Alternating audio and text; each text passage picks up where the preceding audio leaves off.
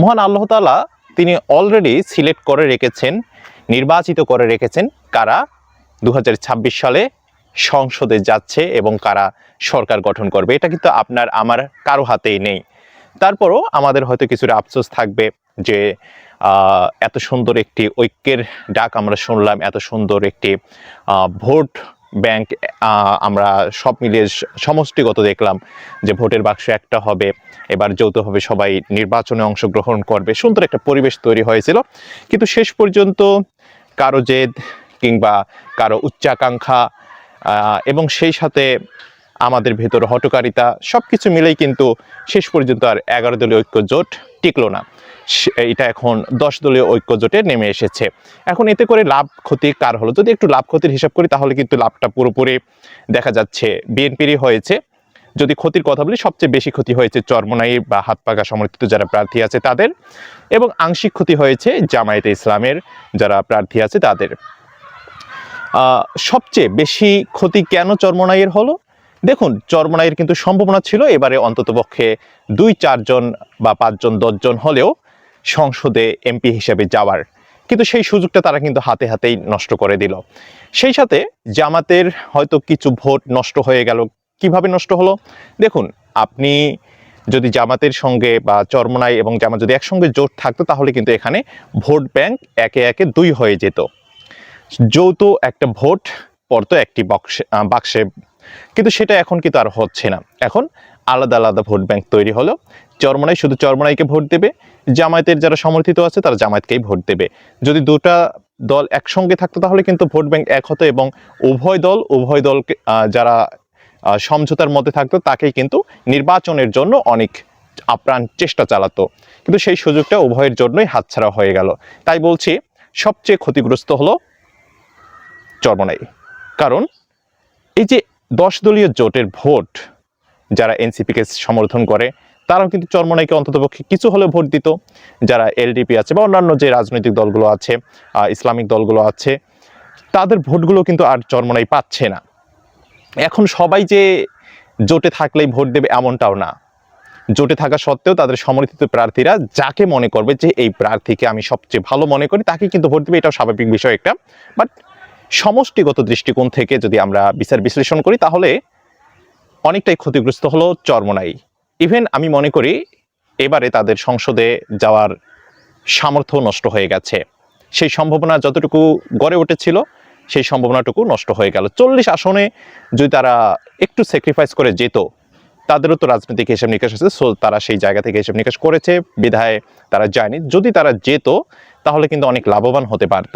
অন্ততপক্ষে ইসলামের খেদমতের জন্য সংসদে সংসদ সদস্য হিসাবে তাদের প্রতিনিধি থাকতো, ইসলামের প্রতিনিধি থাকতো, এটা কিন্তু অনেকটাই প্লাস পয়েন্ট থাকতো। বাট সেটা আর থাকতেছে না।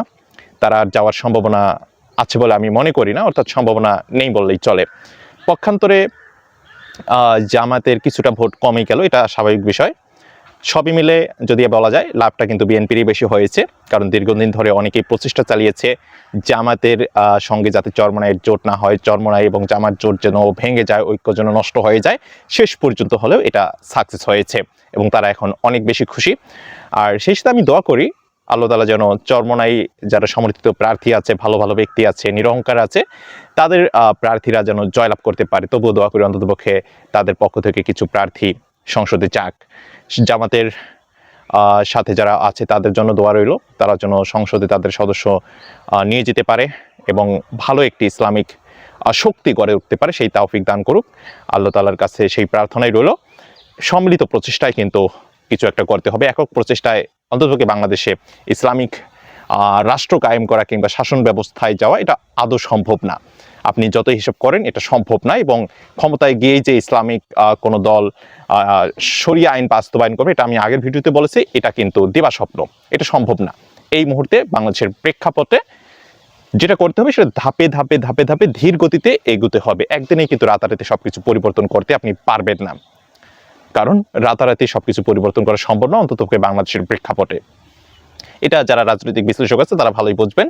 অ্যান্ড ফাইনালি যারা একটু রাজনীতি বোঝেন, যারা ভৌগোলিক রাজনীতি বোঝেন, তারা কিন্তু এটা সবার আগে মেনে নেবেন। আর ফাইনালি আবারও বলতেছি, যারা বিএনপি সমর্থিত প্রার্থী আছে, ভালো প্রার্থী যারা ইসলামকে ওন করে এবং সেই সাথে আলেমদের পক্ষে থাকতে চায়, ইসলামের পক্ষে থাকতে চায়, নাস্তিকতাবাদ কিংবা অন্যান্য যে কালচারগুলো আছে সেগুলোকে বেশি পছন্দ করে না, কিন্তু সবার জন্য ইনসাফ প্রতিষ্ঠা করতে চায়, এরকম প্রার্থী আমাদের সংসদে আসুক। সেটাই আমরা চাই, সেটা হোক বিএনপি থেকে, হোক অন্যান্য যে কোনো রাজনৈতিক দল থেকে।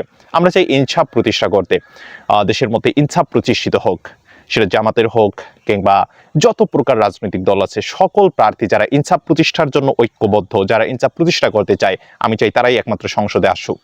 এতে করে দেশের ভালো হবে, রাষ্ট্রের যেমন কল্যাণ হবে, সেই সাথে জনগণের কল্যাণ হবে।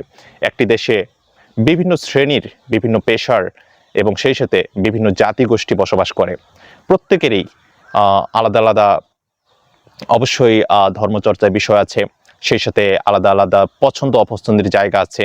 সব মিলিয়ে তাদেরকে স্বাধীনতা দিতে হবে এবং তাদের যাতে অমঙ্গল না হয় সেদিকেও নজর রাখতে হবে।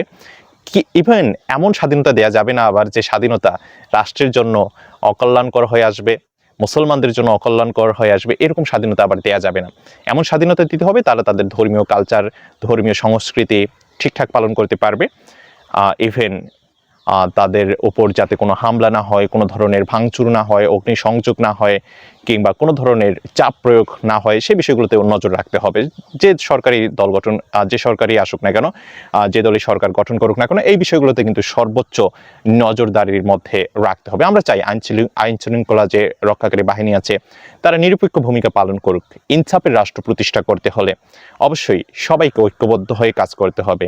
যদি সরকার কিংবা সেই সাথে যারা অন্যান্য বিভাগে কাজ করতেছেন, প্রশাসনের বিভিন্ন বিভাগে যারা আছেন, নির্বাচন কমিশনের বিভিন্ন বিভাগে যারা কাজ করতেছেন, তারা যদি সৎ মনের না হন, তাহলে আদৌ কিন্তু বাংলাদেশকে একটি সুন্দর রাষ্ট্র হিসেবে গড়ে তোলা সম্ভব হবে না।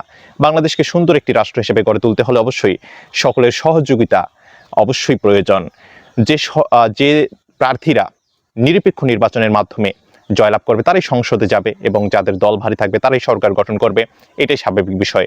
কিন্তু আমরা চাই না ভোটের মাঠে, ভোটের দিনে কিংবা ভোটের আগের রাতে কোনো ধরনের অনৈতিক কার্যকলাপ, যেমনটা বিগত তিন নির্বাচনে হয়েছে, এ ধরনের আমরা নির্বাচন দেখতে চাই না।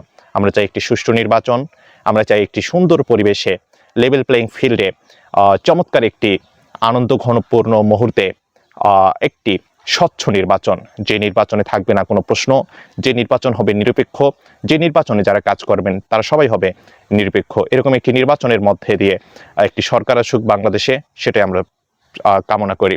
চাই না কোনো দলের পক্ষে গিয়ে প্রশাসন কাজ করুক, কোনো দলের বিপক্ষে গিয়ে তারা অবস্থান নিক।